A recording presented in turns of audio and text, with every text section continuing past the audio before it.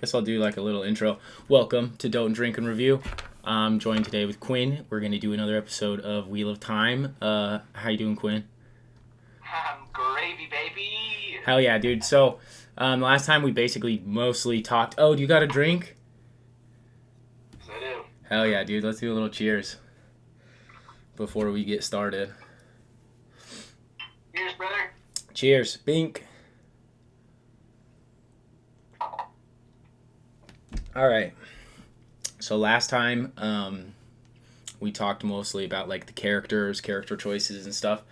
So I kind of want to go into like a little bit of like how the storyline's going so far.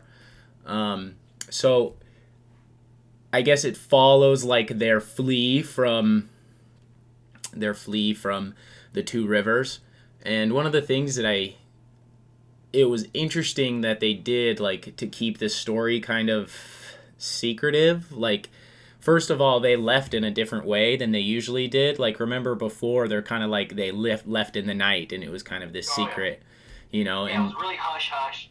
Didn't want to alert any of the villagers. Like, yeah, and like nobody knew, and then Nynaeve ends up following them, and that's what like kind of in my mind catches Land's attention, because he like makes a really big deal of it in the books that she was able to track him, and they do it again, and I think that's like, you know, the start of their relationship. But in this one, they like, in the show, they're like, okay, we're gonna make it look like Nynaeve is dead, and I don't know why they would do that, but I guess it makes sense for like the writing, but I don't know, it was just kind of weird to me. yeah, that was a little weird. I didn't totally hate it though, cause like I went back and rewatched them at some point. Yeah, Like I've seen them all probably about 3 times. nice. Just I throw it on in the background, you know. But that part, I don't hate that change for Ward Nynaeve because of how she comes back later. Right. Yeah, she does kind of like come back. Wait, when do they? Does she meet up with them after they separate? So she stumbles across Lan and Moiraine, while Moiraine is still like, she's like actually going into like some serious blood infection from getting stabbed by the Trollocs. Yeah, that was in the Two Rivers, right? That was in the Two Rivers, but they go to Shadowlogos, they get separated there. Lan and Moiraine are right outside, and Lan is trying to take care of Moiraine, and she comes up behind him with a sword and puts it to his neck.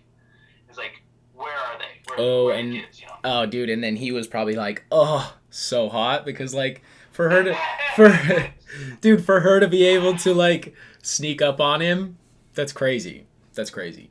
Um, Yeah, he actually asks her about how she tracked them. And she's like, you can ask me anything you want. Go ahead, just ask me. It's like, so how'd you track me from the Two Rivers? And she's like, I never said I'd give you an answer. I just said you could ask any question you want. oh yeah. Dude, I love like the little snarky, because it kind of fits that like it Yeah. fits the writing, because the writing was kind of teasy like that, and I always love that. So I liked the first kind of like large display of power after the first original fight, when she like sunk the Terran ferry, and they kind of introduced Aes Sedai decision making. You know how they like, she like was like, well, is it better to like let this guy die or then let all of us die? I can't remember exactly how she Well, explained it. she started doing the spell on the whirlpool and sending the thing into the whirlpool Hmm. before that guy actually went out there. Oh, right, and he chose, and they're like, oh, we can't save him, and she was like, well, We what? can't stop it. It's already happening. Right, yeah, you're right. But yeah, I do like, I like how they're starting. They started early developing like they did really well of that kind of like seeing how the Aes Sedai mind works, and they keep hitting it on the head, like, oh, they can't lie, and I keep finding myself trying to like analyze all the things that the Aes Sedai are saying, because that's, you know, that's how it was in the book. Like everything that they said had this like little droplet of meaning. So I enjoy that they've kept that aspect in there, and they're keeping it a part of the storyline. Like people keep questioning, like, "Oh, you're a fucking liar." So Shadar Logoth. Some of these words, dude, I'm saying for the first time out loud, and it's like it fucks me up. you I know. don't know. But I mean, you've heard Michael Kramer and Kate Reddy. I know, Like, but it's different like saying it because I know it. It's not like I've read it. I've just heard the word, so I'm like repeating a sound that I've and now that I see it in like writing, it's weird. It just is weird to me. Some of these words feel so foreign. Even though I've heard them, I just can't like I don't know what how to sound them. yeah, I get it. They're weird words for sure. Hearing Dan Kenny, the guy that plays Lan, hearing Yeah. Dan Kenny stay Shatter Logoth was so obscure. When he said it the first couple times, I had no clue what they were talking about. Oh, yeah, the pronunciation was really weird. It was so different than from hearing like Katie Redding or Michael Kramer talk about Shatter Logoth. Yeah. Yeah, I mean they really didn't make they were that was such a quick like stop there because it's interesting because that place becomes significant like later on, you know?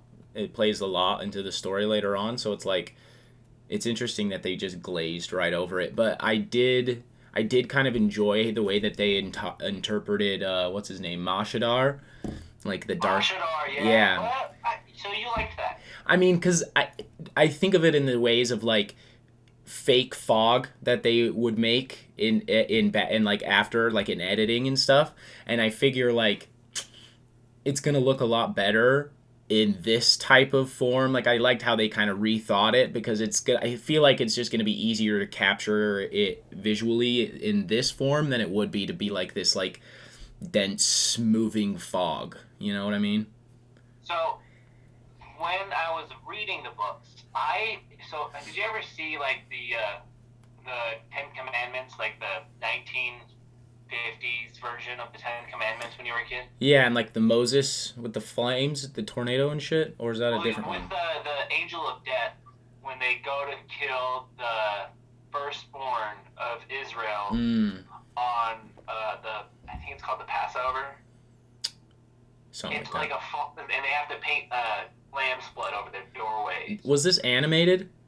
No, this was Oh. live action. Oh, okay, okay, okay.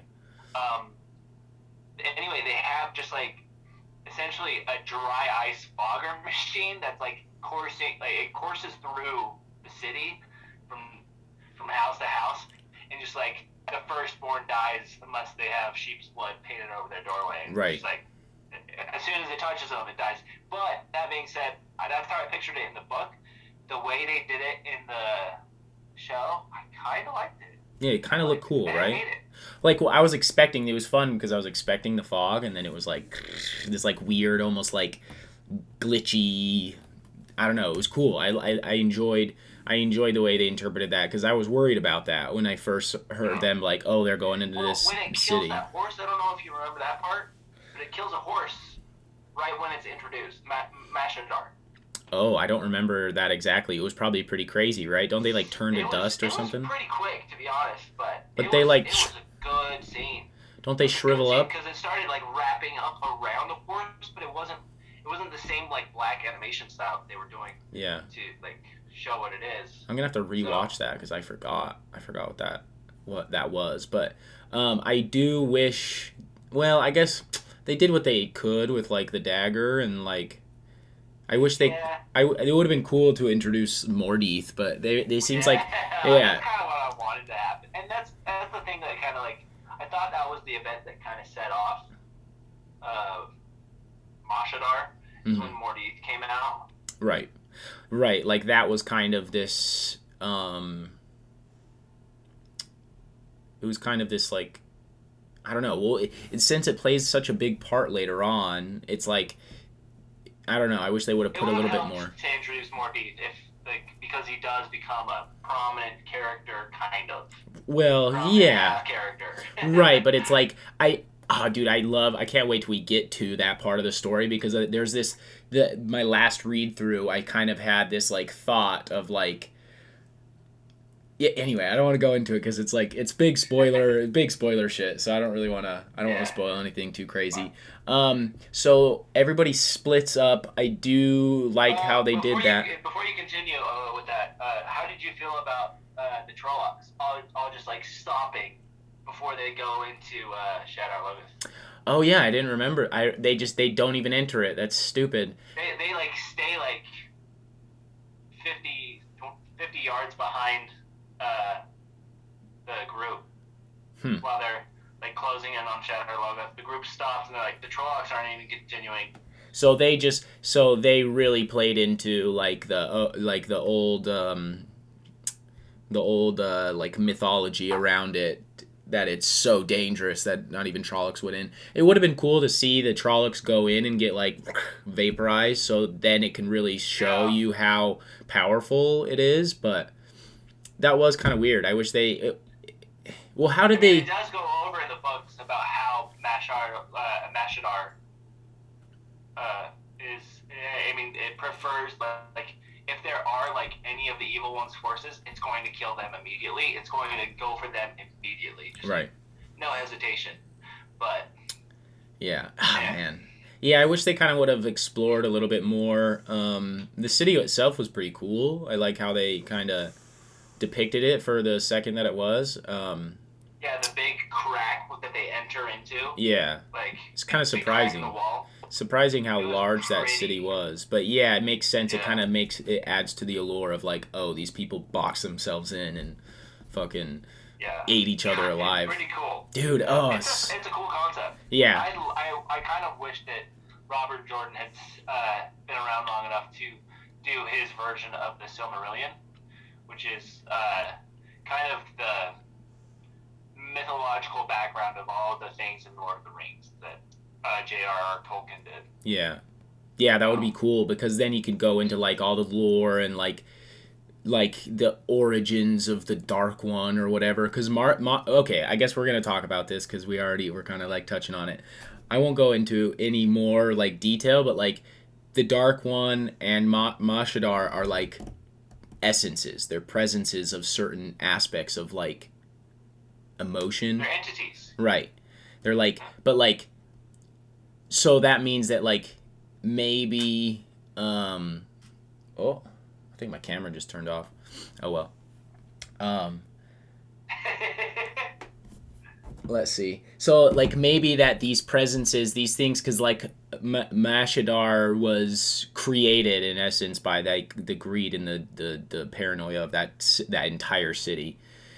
So, like, it would be cool to know, like, what are the origins of the Dark One? Where does he come from? If the creator is something similar. And then if you start to go into Brandon Sanderson's novels and his at least the Stormlight Archive, it kind of has those same, like, essences of that are, like, entities that are kind of like gods. It was really interesting because I'm like, I wonder if I definitely think Brandon Sanderson took a little bit from those kinds of essences and expanded on them. He's openly talked about how he was a fan of Robert Jordan's Wheel of Time since he was a kid. Like, he's read through the series. He had read through the series several times before even writing his own series. Like, yeah, well, and there's no doubt about Robert Jordan being a huge influence on what he writes. Yeah, I would love to know like what connections that I wonder if that, I don't know. I guess I'll have to do some looking to see if there's any things that he directly references like in his books now that he kind of took from his time writing that series. But anyway, dude, I'm gonna see if I can restart this bad boy, and then we'll get back into I think it's episode 3 where Nynaeve comes back, the party breaks up, and we meet some new characters. 1 second. All right, cool. Where were we? So episode 3, we get to see everybody kind of break apart. I think they did pretty good with that part because you gotta get to see each of them develop as their own characters. Well, I like the fact that you get to see the relationship building. Yeah, it's kind of cool. Yeah, you really get to see like, well, especially with like Matt and Rand, you know, you can see how much like Rand is worried about Matt and like, oh man, Bums me out, dude. I really liked seeing Matt's character, the way that they did him dirty. They did the like the corruption right. I really liked how they portrayed that, especially when they meet up with Tom, which was awesome. I love Tom. What did you think about Tom Maryland? Couple things. Yeah. Couple Okay. things. Okay. Let's hear it. I disagree with how they brought him in. I do not like the. Okay. There's a lot of things we're skimming over a little bit. Yeah. Whitebridge. First of all, what the fuck is that? Oh, that was Whitebridge? That tiny like. That was Whitebridge. Oh. That's supposed to be Whitebridge. That's what I was wondering. I was like, is this. Whitebridge is supposed to be this eloquently built, just shining, beautiful piece of architecture that has Right. lasted several millennia that the Ogiers built, right? Right. Yeah, and then it looked like something that a bunch of villagers would make. It's gonna fall apart in 2 weeks. Yeah. I don't know. Yeah, I didn't really enjoy that. So that they didn't really even say anything. They never really said that city was Whitebridge. They never said it was Whitebridge, but that's where they initially start to be taught by Tom Right. how to play stuff. I mean, they're with Tom that entire time. They're supposed to be. Right. So because Tom comes with them. Tom leaves with them to the Two Rivers. Yeah. So and then Whitebridge is where Whitebridge is where Tom and the boys split up. That's when they end up splitting up. Yeah, and that happened. Right. Like, so he met them organically in the Two Rivers. Yeah, he stole their money. Which is actually kind of, I mean, it's going to happen, especially when you have two Taviran there. It's like, oh, Tom Maryland, of course he's going to introduce himself and get into all kinds of cahoots with these kids while they're in town. Right. Even if he's just starting there, but like, I don't know. Dude, I love Tom Maryland in the books. He's such an interesting character. Like he's such a badass dude. Like I wish they had more. I want more information on him. Every time I like listen to what he says, like, dude, I especially like when they don't have a lot of on-screen interaction, Tom and Moraine in the book, but like I really enjoyed the little intricacies of the way that he communicates and Moraine communicates, and I don't know, he's just such an interesting character. There's just so much more to that onion. So I hope they get to go into more depth. I hope they get a little bit more like what is the word? When they kind of like start making up their own little story to fill in the gaps. I hope they kind of do that with Tom, like the way that they did with the Amerlin Sea. What's her name again? Oh yeah. Suan. Yeah. Yeah, because like her childhood thing was really cool. But her childhood thing was really cool. What do you? Yeah, Tom Maryland. Show wise, I like him. Yeah. I don't hate him. It's a love-hate thing because everyone's a character, right? Everyone's a culture. Everyone is like their own culture. Tom Maryland is cowboy Western American. Oh, that's his character. 100%. Tom Maryland is cowboy. The way he sings, the way he talks is like he needs to have a cowboy hat on and a piece of straw coming out of his mouth. Yeah. While he plays his his actual guitar. I wish they would have done something different, maybe like a flute, but I guess it fits him. He's way more badass like this. But you're totally right. They really want a badass cowboy from him. Oh, and they want Butch Cassidy from this guy. Yeah, and I think he delivered. I'm excited to see how he gets tied back into the story. Because, spoiler, he's going to be a part of the story. I guess they wouldn't introduce him like that, the way that they did without. And then he kind of like saves their bacon later on too, so that was kind of cool. What do you think about the Tinkers?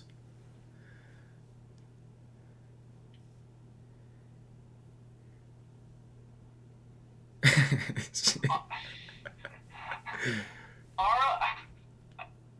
Is that his name? Aram, yeah. God, he's handsome, dude. Yeah, he's much too handsome. He's too handsome for his role. He's gotta look. I don't know. Oh, there it goes. So I don't mean to sound racist again, but I always imagine the Tinkers as Native Americans. Really? I always imagine all of them being like, yeah, because they're so peaceful. They don't want to not the Native Americans were absolutely peaceful, but right. depends on where you went. Right. But they're nowadays, they're nomadic. So, they all lock arms and stuff. Well, yeah. Actually, that may have been the next episode. Sorry. Yeah, still same thing. I mean, they're all in the same. But the protesting that they did was a little weird. It was a little too present. Modern. America. Yeah. They're like, oh, let's. They protested. I was just like, okay. Yeah, that was really weird. I did kind of like how they depicted them because, how I envisioned them were like Romanian gypsies, and so I do kind of like how they're like, oh, they're more like, especially I can't think of the leader dude's name, but he's like Indian, and that kind of fits the religious, the way of the leaf. They're all super. Non-violence and shit. Design and their carriages and everything, I thought that was all on point. I honestly, I haven't been a huge fan of costume design this entire series. Really? I do kind of enjoy, there's definitely a modern touch to a lot of the costumes. Especially Rand's sweater, his wool sweater that's like a turtleneck. It looks like it's cashmere or some shit. Oh shit. I'm not gonna let it bog me down though, except for Moiraine's wig, which actually doesn't look like a wig for the first time by episode 7, but we'll get into that later. Yeah. Yeah. Well, I mean, especially because for the first few episodes, all of the time that you see her, she looks ragged as fuck. She just keeps getting fucked over, and then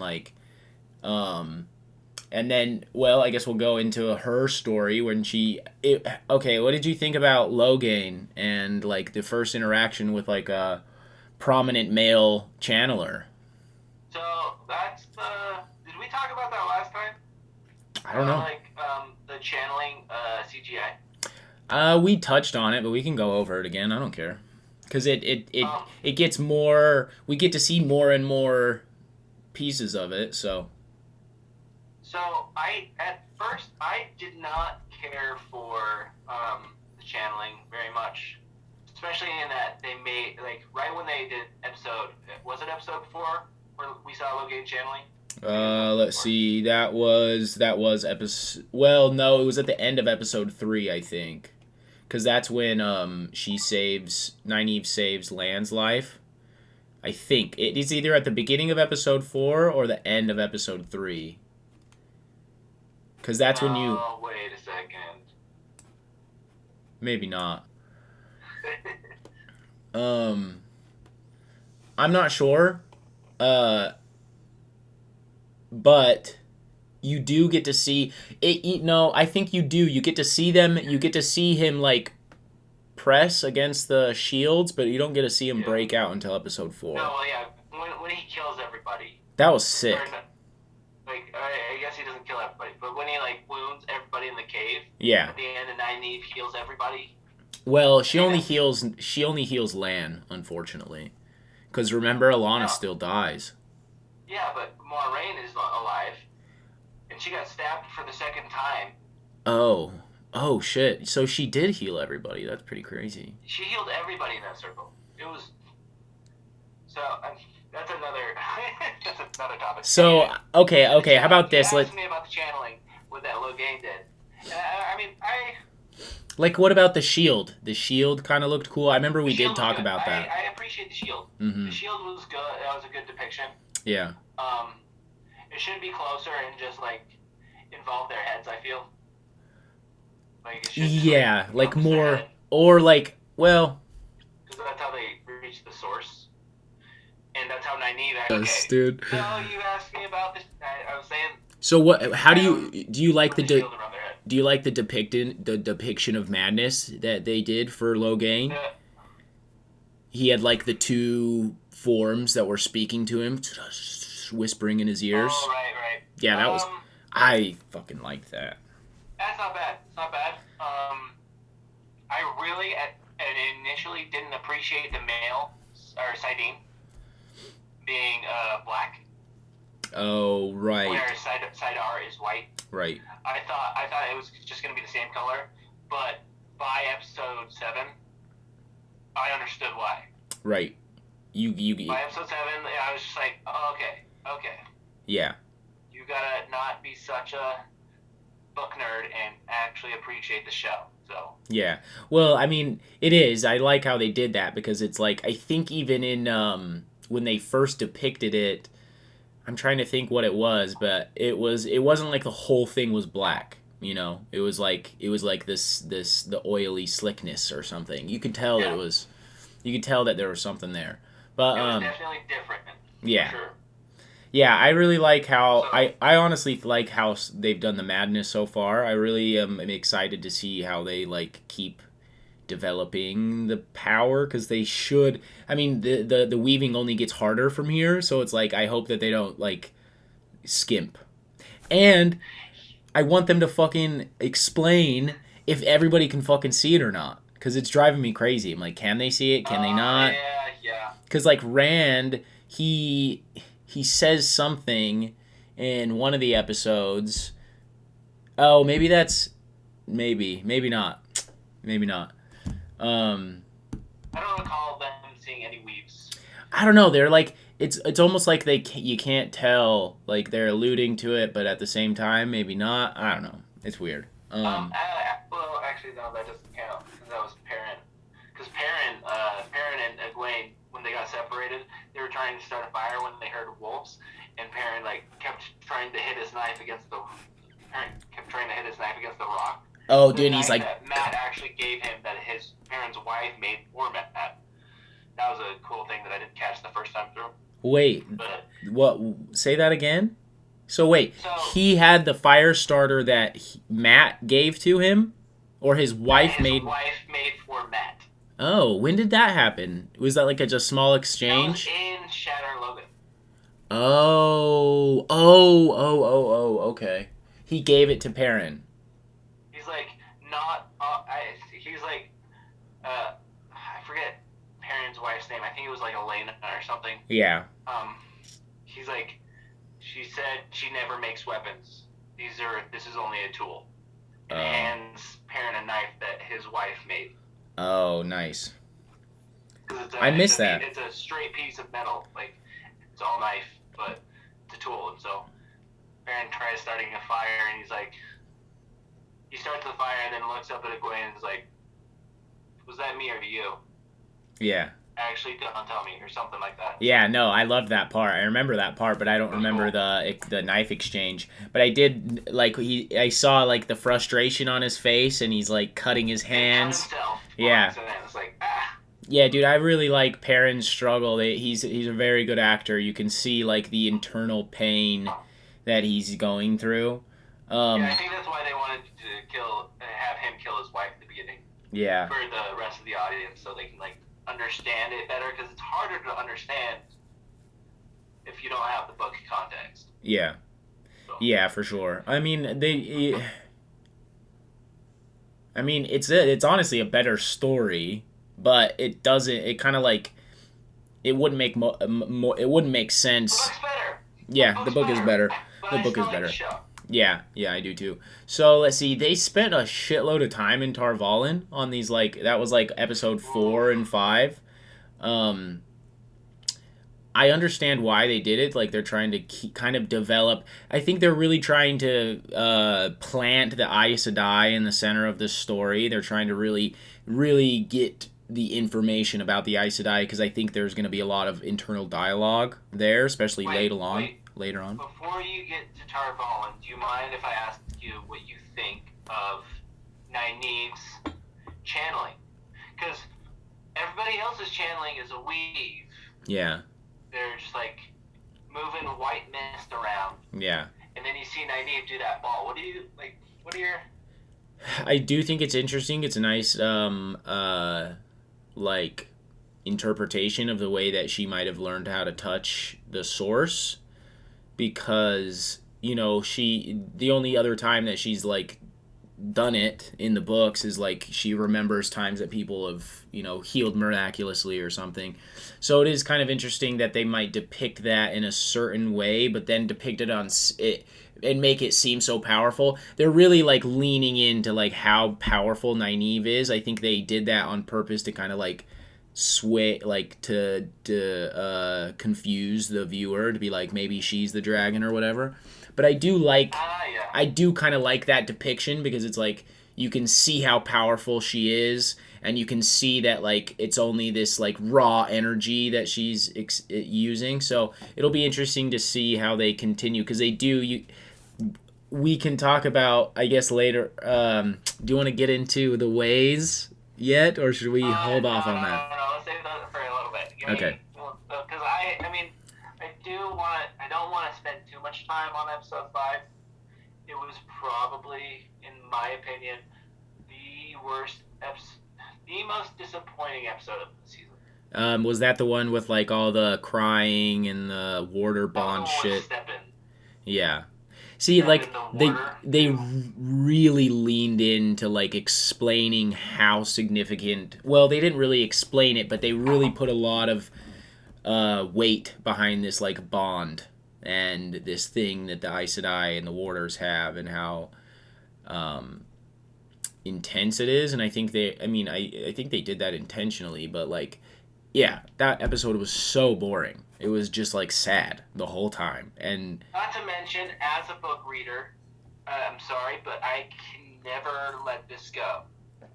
As a book reader that is avidly appreciating the show to the best of my abilities, to the best of my forgiveness, I absolutely hate the design of Loyal. Oh, yeah. Yeah. I agree, man. Absolutely hate it.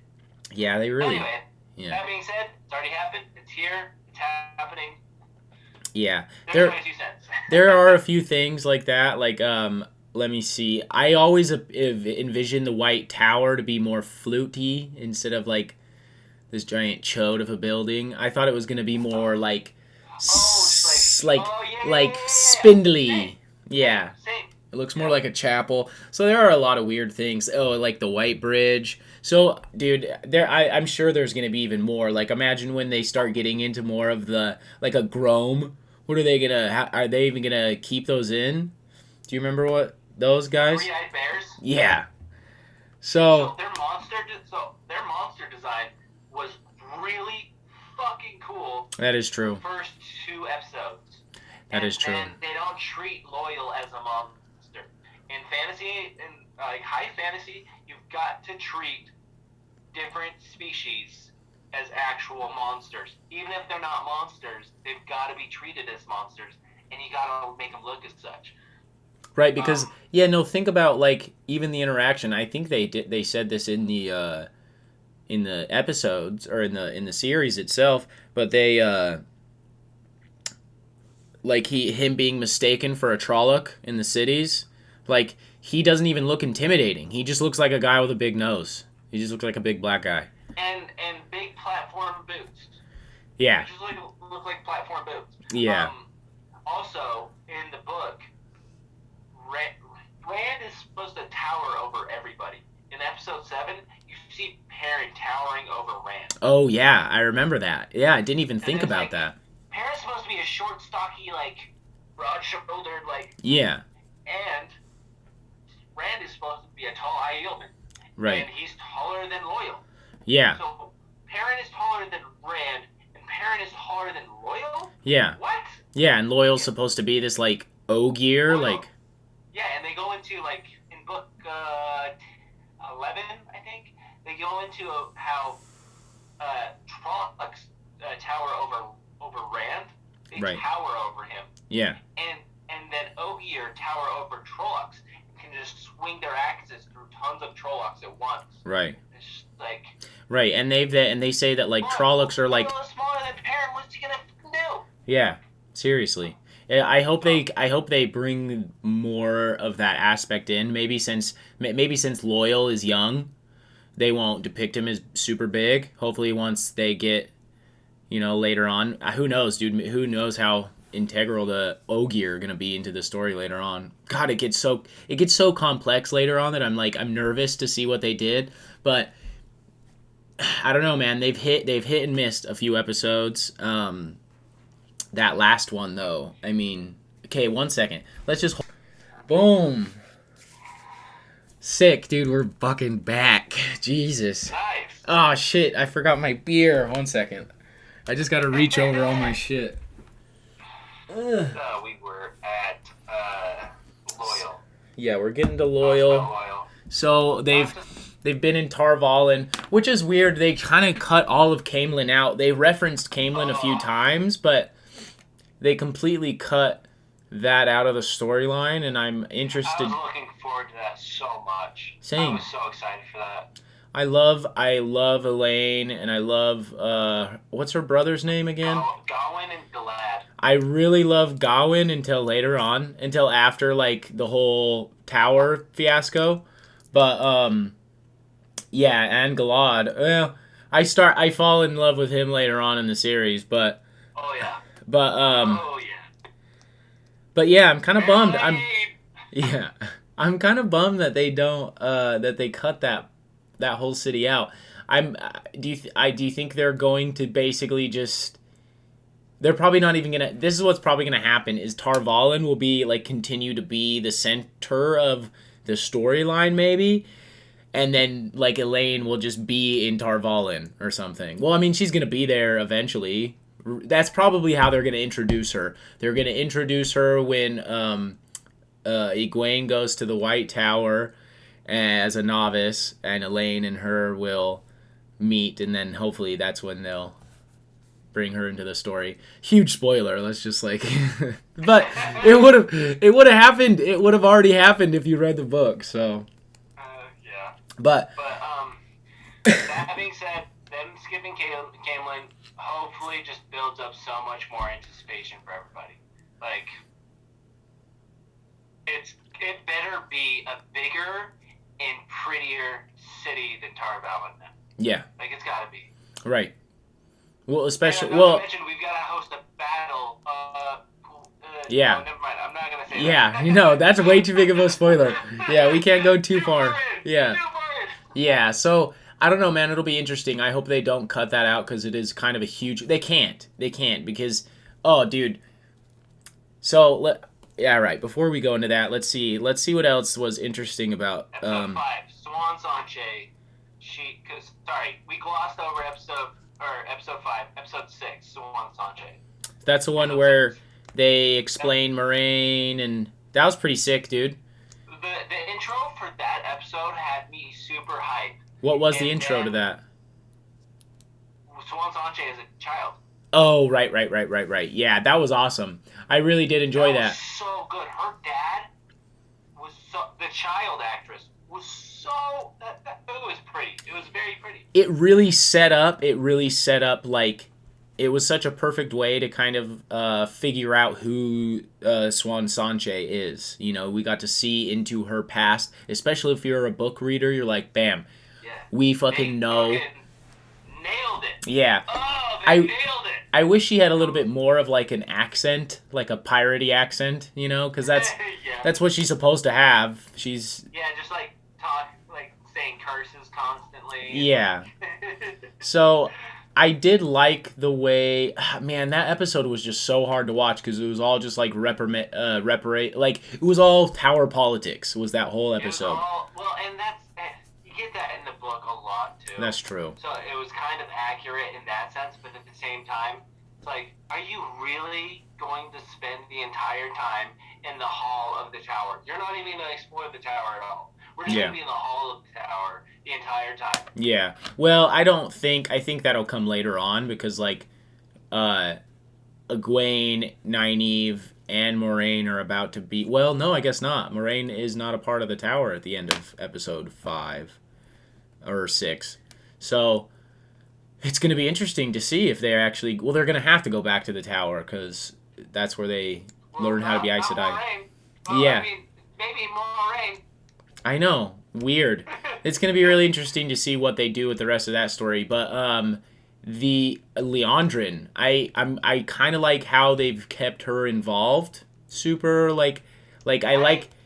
How do you feel about their casting?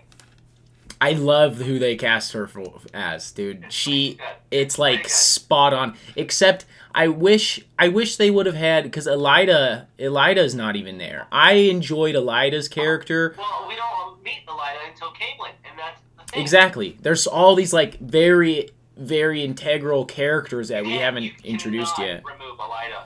They better not remove her from the storyline. I know she They was one of have- my favorites. I loved to hate her so much. I loved hating her. She Yeah. was such a good villain. Yeah. Well, no, she was a good trying to be villain. Yeah. That wasn't a villain. Yeah, like I do love her storyline. So I do like how I do like how they keep Leandrin. I don't know. She's obviously gonna play a huge role, and she does later on in the books. I mean, let's not spoil anything, but like she's definitely a part of the story. So it's interesting that they kept her in since the very beginning. But I guess you kind of they in the White Tower in the beginning of the story, you're not really sure who the opposition is, and then that comes through later on. But I guess they've kind of just kept her as the antagonist since the beginning, which I guess is good for the series. But yeah, in the book, it's kind of a mystery. You don't really know. The White Tower just seems like a haven for such a long time in the book, and then it starts to be, the story starts to develop. So, I don't know. I get why they had to spend so much time there to kind of like build. We really need to see into the Aes Sedai, the politics, how everything works, like the little bickering, and kind of see how the actual political environment is there, because I think it's going to play a big between role. The Oddjaws. Yeah, I think it's going to play a big role later on in the story, but God, it was such a boring episode. So boring. So one of my biggest complaints with it, if you don't mind. No, go. So Young Suan, I was all about. That was great. Mm-hmm. Old Suan, terrible casting. Yeah. I hated Old Suan casting. Yeah. And not to mention the head sitter for the Blue Aja. Ooh. I don't know. She looks like a grandma. That is true. I know I said I get old, but like, what's with the? I thought there was supposed to be agelessness in these. Yeah, they're all grandmas. Yeah, they're all Even old in ladies. Leandrin. Mm-hmm. It's just like, where's the ageless space that I'm expecting? Yeah, that is true. But they are kind of within that like age limit that they could be like 35 or 60. You know what I mean? So it does kind of play. Not Sawan. Yeah. Is she? I don't know. I have no idea. Moiraine and Sawan were pretty young in comparison to like Leandrin and Elida and. Yeah. So they were children. They were novices 20 years before previous. So they're fairly young. New Spring, right? What? You read New Spring? New Spring? Yeah. What's that? The book? Yeah. Oh, yeah. The prequel book? Oh, no, I didn't. Oh, okay. Is that good? Well, I mean, yeah, it goes into To like Sauron and the prophecy? Moiraine being novices for Elida. Like, not for Elida, but like under Elida's power. Oh, really? Oh, okay. I'm gonna have to read that. I didn't know that was the thing. Yeah, so sorry, I spoiled something for you. Damn, no, that's all right, dude. I'm gonna get that audiobook immediately, and I'm gonna read it. Read it. So, what do you think of Swan and Moraine's relationship? Was that kind of that was surprising? I fucking hate it. I would have to agree, only for a couple other reasons, but I want to hear yours. Well, we got the Tom thing. We've got the Bryn thing. Is it Gerald Bryn? What? First name? Oh. Gerald Bryn. The person that Swan falls in love with. Oof. Spoiler. I gotta do another one of these. Yeah, I know you're talking about. Yeah, Camelin General. Yeah. Like, she falls in love with somebody. Oh, true. Sure, maybe they're bi. Whatever. They were pillow friends. Right, Like, and I we. heard all about it when I read New Spring, but they were just friends. I know, but they never really allude how deep a pillow friend is. Spring. Oh, okay. They talk about pillow friends? Damn, dude. Wow, I feel like such a noob right now. Dude, it's really basic. It's just they're friends and they're, I don't know.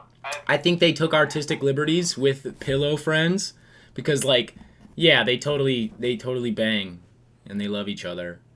And Lan was like, you know, my favorite part of that episode was Lan was like, "You're not gonna let me feel any of that? Come on." He was like, because he was like, "You masked my bond. What's going on?" And she's like, "Oh, you dirty little fuck." She never says that, but like that's what I think she's thinking. She's like, "You want to know what's going on?"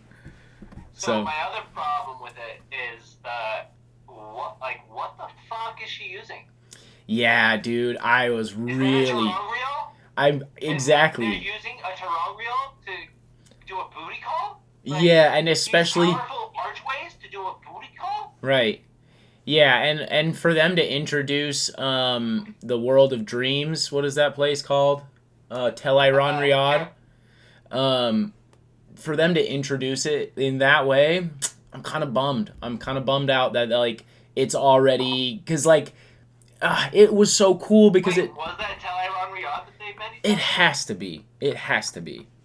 There was a doorway in Suam's room that looked exactly like the doorway. Yeah, it was. They had like a mirror. They had like a little almost like a little cabinet on their walls that were similar. So yeah. Everyone thinks they're not Tel Iran. Everyone thinks they're Tarong Reel, and it's like, well, that's what. How are you going to go from one Tarong Reel to Suam's home, and then go back and go into Moiraine's room? When you initially started in Suwan's room, like, you have to have more Tarong reel for that. It's like, so maybe it is Tel Iran Riyadh. That's what I think it is. I really think that is because, I mean, we get into that, like, meta space later on in the books that is very malleable, especially, like, later on. They start to really, oh, there goes I got myself, it's not a beer, I ran out of beer. All I have is a soda, so cheers. Oh, that's dumb, but... All right. Second cheers. I know. I'm not here to judge you. I'm just raising all my drinks. Hell yeah, dude. You gotta be prepared with your liquids. Oh, damn, dude. You got heller liquids going on. I like it. It's Sunday, bitch. That is true. This is how we should celebrate the Lord's Day, is with drinking and merriment. I mean, that's how everyone drinks it, unless you're Mormon, because... they drink wine during sex. Sorry, this isn't a religious podcast. No. Let's get into the wheel of time. Sorry. Right. All right. So back where we left off. So let's see. So they just had that like sweet, smashing box eating scene. Yeah. Yeah. That was pretty awesome. I have to say I did enjoy that aspect of it because not only they're making the whole show super sexual. Like, everybody's just smashing. Like, okay, and then in the next episode, fucking Nynaeve and Lan dick down. Like, right away. Let's not get into the next episode. Yeah, that's like my favorite episode thus far. I know, okay. But what I'm saying is all the whole series so far has been super, like, I guess not sexual, but, like, sexually open, you know? So, for me, I don't like that because it seems to... I don't know how familiar you are or anyone is with cable television, but the CW network, it feels like with all the sex that's going on and, like, it just feels very CW. Like softcore, like late night porno? No. CW is like Supernatural or Vampire Diaries. Oh, yeah. Just very kind of like graphic novel drama. Yeah. Like, I don't know, man. I think it's a nice change from the book. That is one of the changes that I do agree with, because everybody was so proper. Everybody was like, we can't sleep with each other until we're married or whatever, and everybody's no just one ever gets raped. Everybody's hooking up. Well, no, oh, dude, remember? Maybe no. We'll talk about that afterwards. There is a pretty gnarly. It's not like depicted rape, but they talk about it, and it sounds pretty fucking terrible. So we'll talk about that off screen if we can remember. But yeah, so the sexuality, I have enjoyed that. I think it's gonna be a fun aspect of it. I keep waiting for some titties, dude, but I have not seen titties yet. No. There were some titties for sure. What? There were some titties in the bathhouse with Moiraine and that old blue sitter as the other two chicks who left. You saw their titties. I know I saw their titties. I forgot about that. Yep, no, I do remember that. They're in the bathhouse, and I was like, no way are we going to see Moraine's titties, and we almost did. We didn't see... She's so hot. Pike, show me your tit. She's so hot, dude. I love her. I think she's one of my... Moiraine, I don't think so much as Gone Girl. Yeah. I just don't think they could have picked a better actress to depict Moiraine. Although I did imagine her a lot smaller. I really do think they could have picked a better actress. Who? Name me an actress, bro. You want names? Yeah. Want names? I do. I'm gonna look her up right now. Not for her acting style, but Sandra Bullock would have made an incredible Moiraine, I think. I could see that. She seems too I don't know. No, too emotional. Her acting, her face is very, very emotional. She can be very sarcastic though, and she can be very boyish. Yeah, but I don't see Moiraine as boyish. She's more I'm not saying. I'm just saying. In terms of remaining unemotional, Rosamund Pike has been very emotional. Yeah, she has been very emotional for sure, but it's also a thing in the books though, where Aes Sedais don't show their emotion. We women can control our emotions. Right. And that happens in the book all the time. And you see these women lash out in anger, sadness, fear, constantly. Right.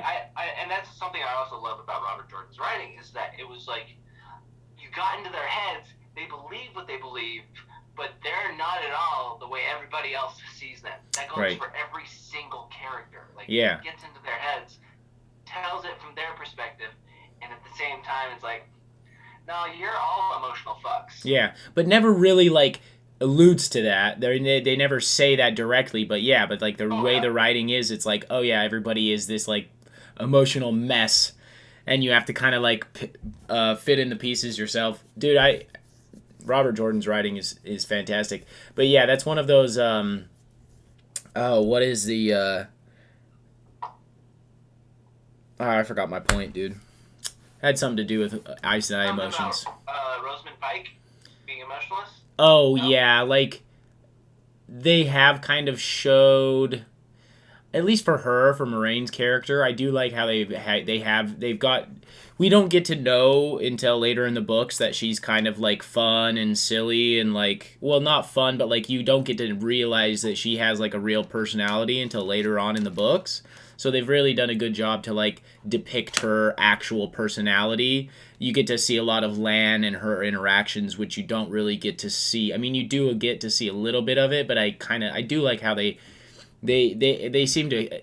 I think they captured her personality very well, especially when they have those kind of snarky interactions. The first books, because in the later books, that's when Brandon Sanderson brings her back. Yeah. Not Robert Jordan that brings her back. Spoiler. Robert Jordan's notes. Oh, fuck. That's okay, dude. I'll just bleep it out.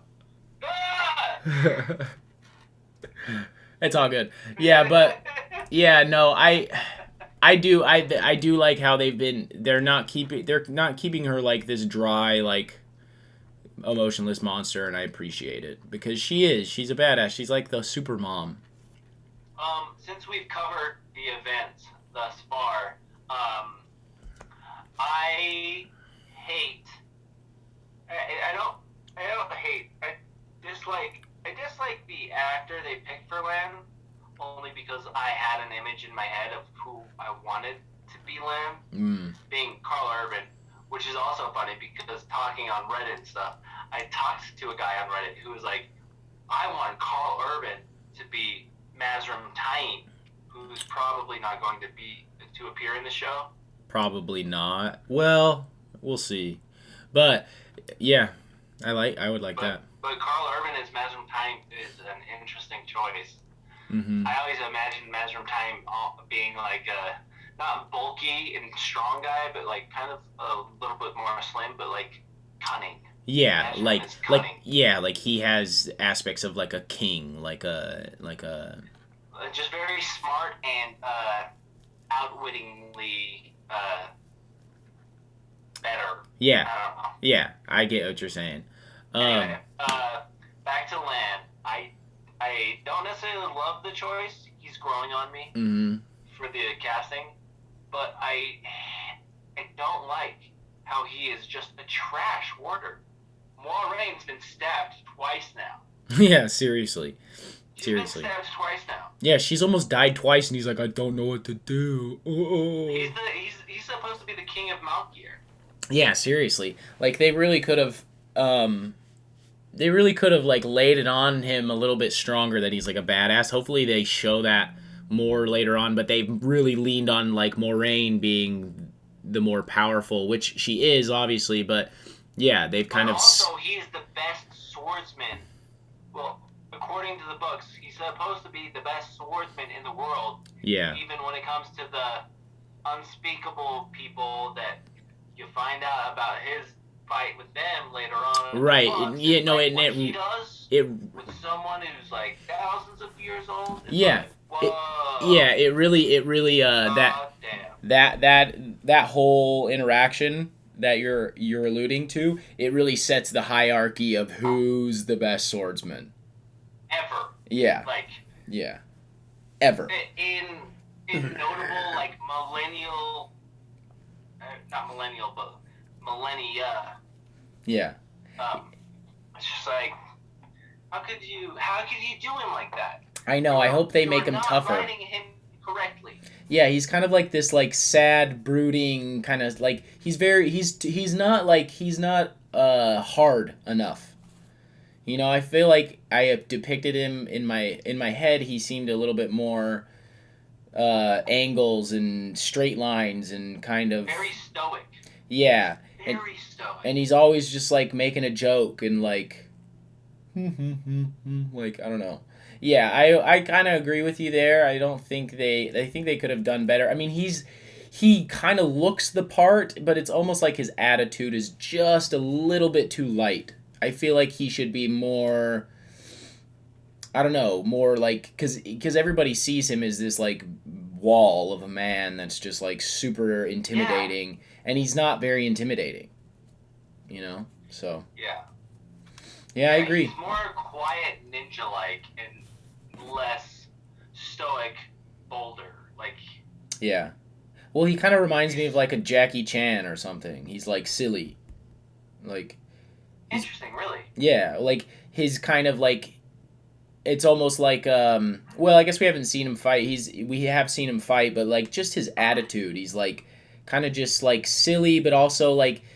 It doesn't seem like they've depicted him as very intelligent. Yeah, like he just kind of seems like drunken master kind of thing. That's what I was gonna say, because like Jackie Chan, he always seems to get out of the way. The drunken fist. Yeah, but so far his swordsmanship has been really good, but his attitude is kind of like, whoa, we're just gonna kind of go with the flow, which it seems like he would be more.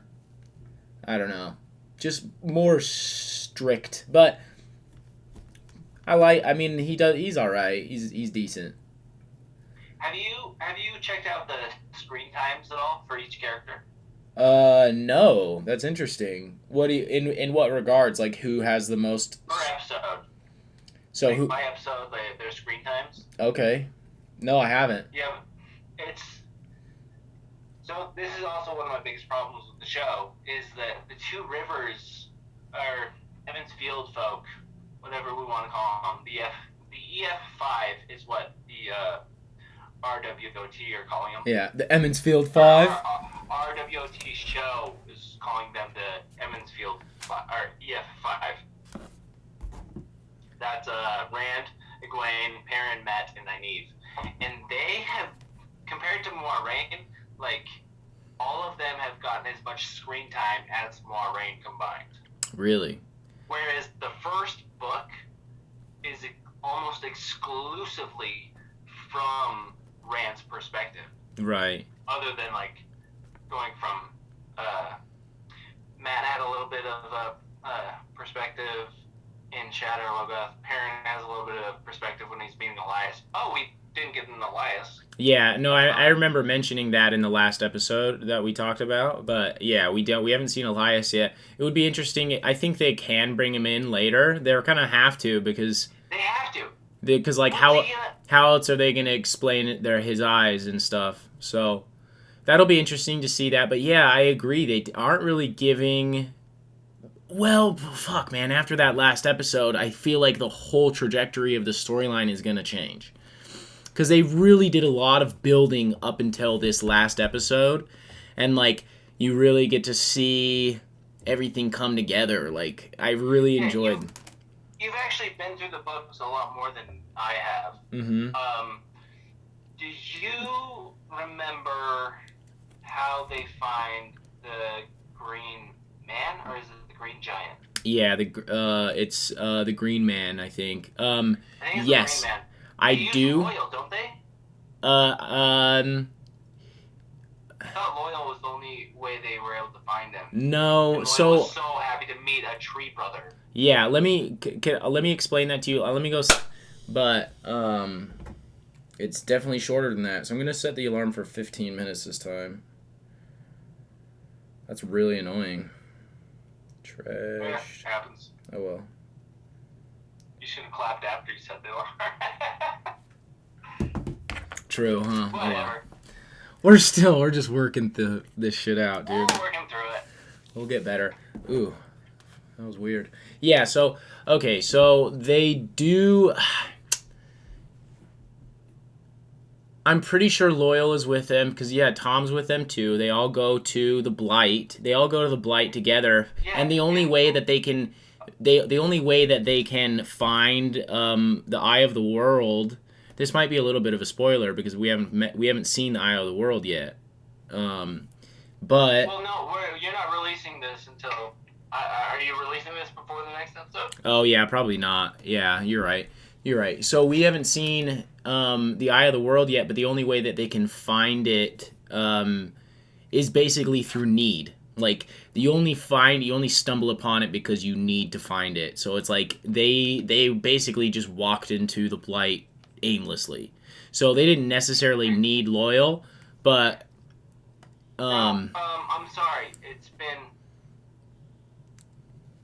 Let's see, 2012? Damn, it's been 9 years. It's been 9 years since I read The Eye of the World. Oh, damn. That was the one I actually read. Like... Yeah, that one. No Michael Kramer, no Kate Redding. Like, what exactly is The Eye of the World again? So the Eye of the World is like, I don't even know what to call it. It's basically like this stasis box. Oh, it's on a disc. Well, it's kind of like a pool. It's like a pool of...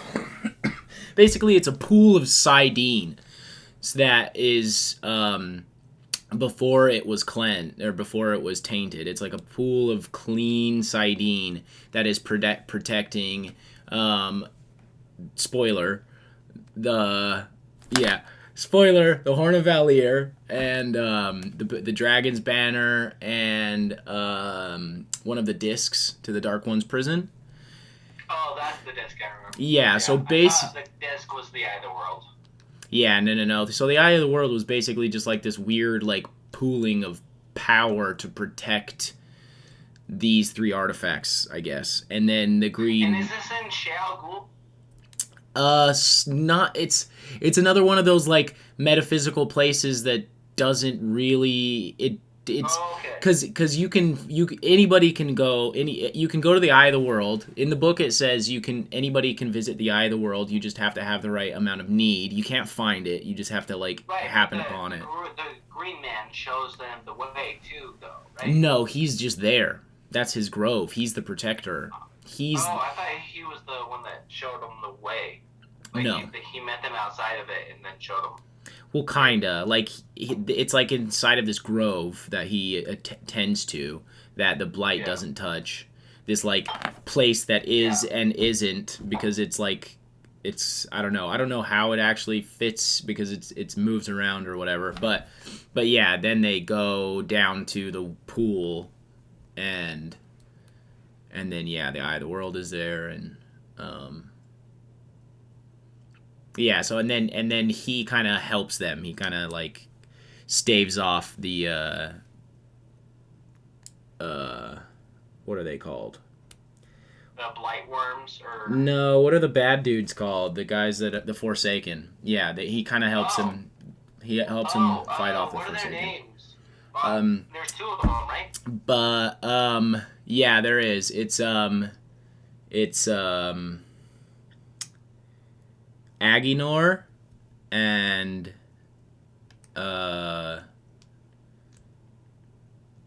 Bilal or something like that.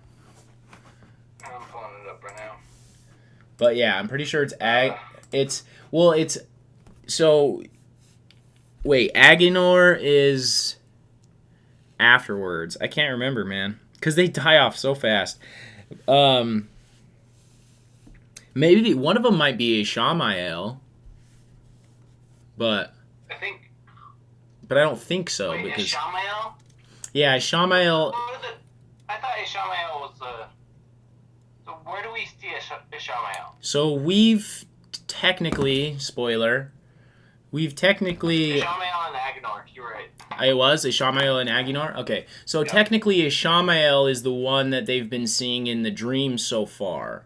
He's the scary dark one that we keep interacting with throughout the first book. He's not the dark one. He's not the dark one. Well, he personifies him. He calls himself the dark one. He calls himself Baalzamon, right?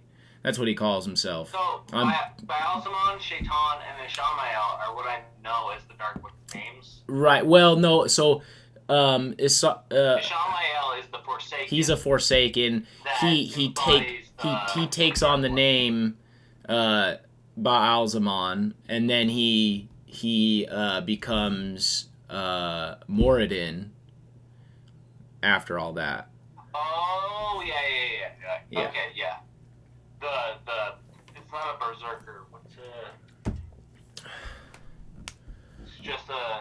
Is it just a Trolloc or a Fade? No. That's Shadar or what is his name? Something Haran. Shaidar Haran. That is literally the embodiment of the Dark One inside of Fade. Oh, okay. Shaidar Haran. Wow, dude, Sorry, so many fucking I have spoilers. A hard time keeping up with Robert Jordan's. Dude, the worst is the fucking Aes Sedai, dude. The Aes Sedai, all their names like Alana, that's all the only one I can think of. But they're all like similar. All their names have like these like similar fucking things. But anyway, where were we? Eye of the World. the Eye of the World. Are you gonna do the Green Men? I fucking hope so, man. If they don't, it's gonna be a bummer because it's not important to the story at all, but it kind of like fits into the lore of. Ogier. Well, not even the Ogier, but just like the past. It fits into. I thought Loyal sang a huge song about growing the tree from the Green Man. Yeah, he does. He sings the Green Man into a tree, but that's just like those Green Men are like I think the embodiment of like what Ogier are striving to be like or something because I think Ogier. Well, there's only one Green Man. I know, but remember, spoiler. Remember when? Well, maybe not a spoiler. It's Eye of the World.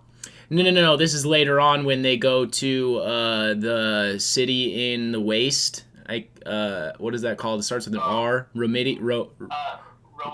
Roedian, yeah. So when they go through the pillars of glass and Rand travels back into before the breaking, and the Aiel and there's green men and they're all singing together. So I don't remember that. Why yeah. don't I remember that? So it's very quick, dude. It's like one chapter that they actually talk about. It's like Rand's past, one of Rand's past, not lives, but like ancestors or something. But yeah, so they used to be apart before the breaking of the world. They were a part of the world, and I think they are kind of the same. I think they might come from the Ogier land, because the Ogier, remember, they can go to like they exist. They come from an entirely different realm. Oh yeah. That they can use the book of something to escape.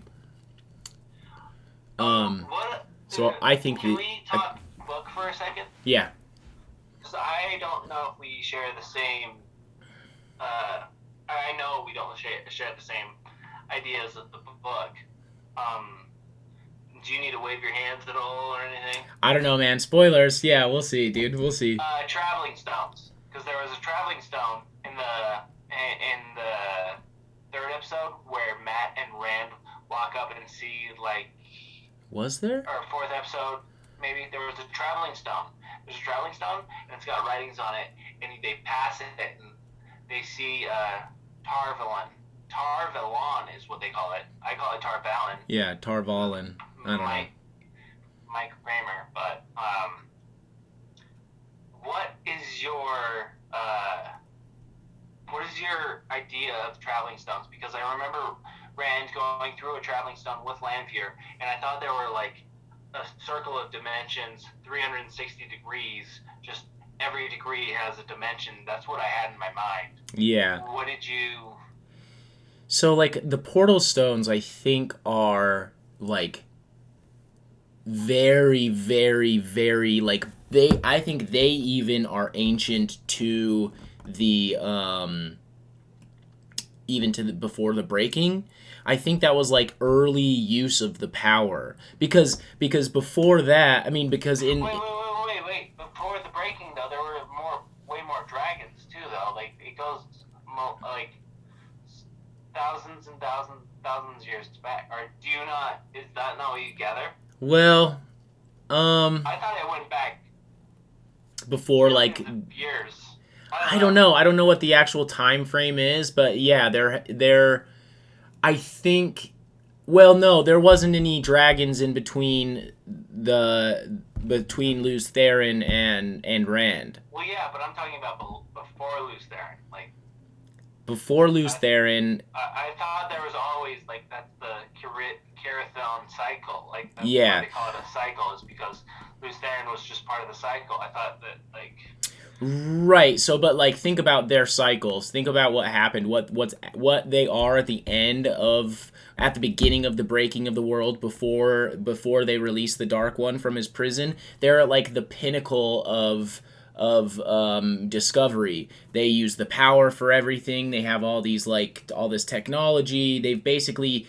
So they don't repeat releasing, because for me, what I gathered was that they continually, like, not they, but like humans continually release the Dark One from his prison because they keep digging. Exactly. I thought it was humans, and I thought that's what keeps happening. It keeps getting stilled, and then so. Yeah, I agree. I think that is the cycle. So what they've done now is